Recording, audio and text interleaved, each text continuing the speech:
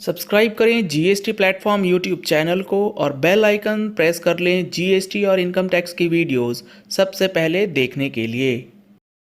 Good morning friends, GST platform के YouTube channel में आप सभी का स्वागत है। जी हाँ फ्रेंड्स, जीएसटी की रिटर्न्स के अंदर जो नेगेटिव लायबिलिटी डालने वाली सिचुएशन थी उसको अब इनेबल कर दिया गया है। लेजर्स भी आपको प्रोवाइड कर दिए गए हैं। आप अपनी CMP 08 में नेगेटिव लायबिलिटी डाल सकते हैं। 3B के अंदर कुछ दिनों में ये अपडेट जो है वो आ जाएगा। क्या है पूरी बात, आज आपको लाइव जीएसटी पोर्टल के अंदर किस तरीके से ये काम कर रहा है सारी चीजें बताने वाला हूं। नेगेटिव लायबिलिटी की डिस्कशन स्टार्ट करने से पहले आप लोगों के लिए एक बेहद जरूरी इंफॉर्मेशन ये है कि 94Q, जी हाँ फ्रेंड्स, टीडीएस ऑन परचेज, जो कि आप माल परचेज करते हैं उसके ऊपर जो आपको टीडीएस डिडक्ट करना है, इसके रिलेटेड जो नया सेक्शन है 1 जुलाई से लगने वाला है।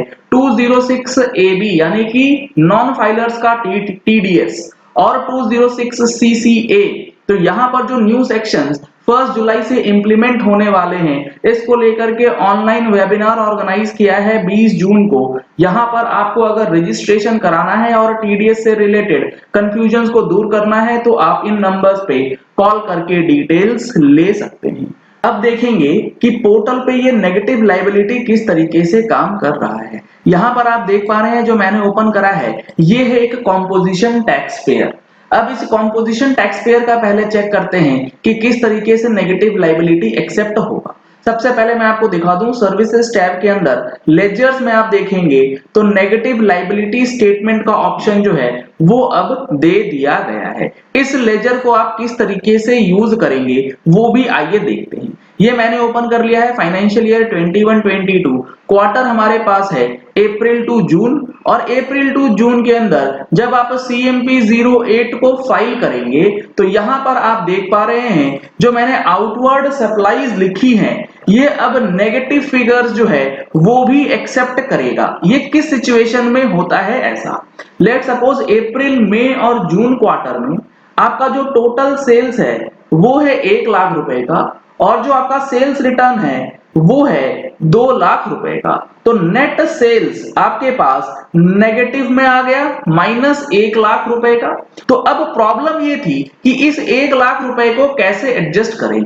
इससे पहले हुआ क्या करता था, 1 लाख रुपए का जो नेगेटिव फिगर है वो आप यहां पर डाल नहीं पाते थे और आपको फिगर्स जो है वो 0 करके दिखाना पड़ता था। अब आप इसे -500 करके टैक्स लायबिलिटी भी जो है वो आप सेव कर पाएंगे। तो यहां पर आपको बहुत अच्छा ऑप्शन जो है वो इनेबल कर दिया गया है अपनी नेगेटिव लायबिलिटी को एडजस्ट करने के लिए। अब आप इसे सेव करेंगे तो ये जो डेटा है -500 का, ये आपके नेगेटिव लायबिलिटी स्टेटमेंट में चला जाएगा। तो सर क्या ये पैसा हमें रिफंड मिल जाएगा क्या, क्योंकि हमारे पास तो सेल्स नहीं है, सेल्स से ज्यादा सेल्स रिटर्न की फिगर है। तो समझिएगा, लेट सपोज आपका अप्रैल टू जून क्वार्टर में -500 और -500 का नेगेटिव लायबिलिटी था, और जुलाई से लेके सितंबर में जो आपकी लायबिलिटी बनी लेट सपोज 1000 रुपए पॉजिटिव।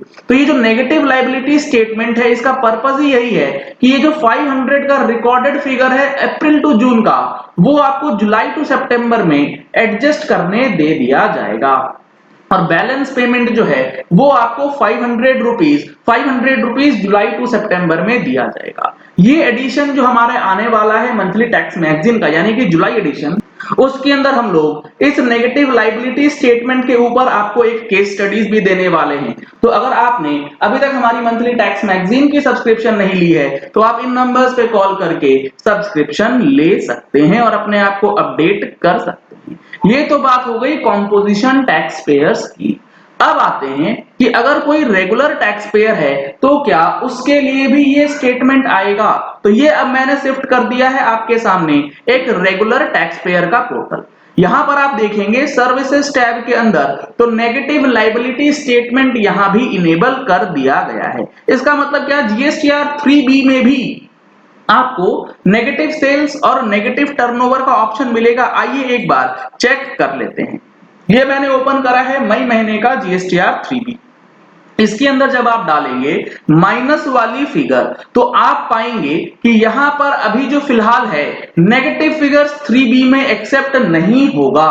यहां पर आप माइनस फिगर डालेंगे तो एक्सेप्ट नहीं करेगा। कहने का मतलब है लायबिलिटी स्टेटमेंट तो रेगुलर और कॉम्पोजिशन दोनों के लिए इनेबल्ड है, बट 3B में अभी आपको नेगेटिव फिगर्स डालने का ऑप्शन नहीं दिया जा रहा है, जो आने वाले दिन में आपको यहां पर देखने को मिलने वाला है। तो ये दो बड़े चेंजेस जीएसटी पोर्टल में किए गए हैं, जिससे आप अपनी सेल्स रिटर्न की फिगर्स को एडजस्ट कर पाएंगे। तो ये बहुत ही अच्छा अपडेट जो है वो पोर्टल पे आ चुका है। चलिए इस वीडियो को यही एंड करते हैं। आशा करते हैं कि आपको ये चीजें क्लियर हो गई होंगी, अब किस तरीके से आपको अपनी नेगेटिव लायबिलिटी की स्टेटमेंट को यूज करना है और किस तरीके से डेटा जो है वो यूज करना है। अगर आपको जीएसटी के अंदर रिफंड फाइल करने में दिक्कत आती है, अपील फाइलिंग में दिक्कत आती है, या फिर आप रिटर्न फाइलिंग करने में दिक्कत फेस करते हैं, प्रॉब्लम फेस करते हैं, तो आप उसके लिए हमारे कोर्सेज परचेज कर सकते हैं। कोर्सेज परचेज करने के लिए लिंक आपको वीडियो के डिस्क्रिप्शन बॉक्स में दिया गया है, साथ ही साथ पिन्ड कमेंट में भी दिया गया है। आप ऐप डाउनलोड कर सकते हैं जीएसटी प्लेटफॉर्म का, या जो नंबर्स स्क्रीन पे दिए गए हैं इन नंबर्स पे आप कॉल करके कोर्सेज की डिटेल्स भी ले सकते हैं। Thank you and have a nice day.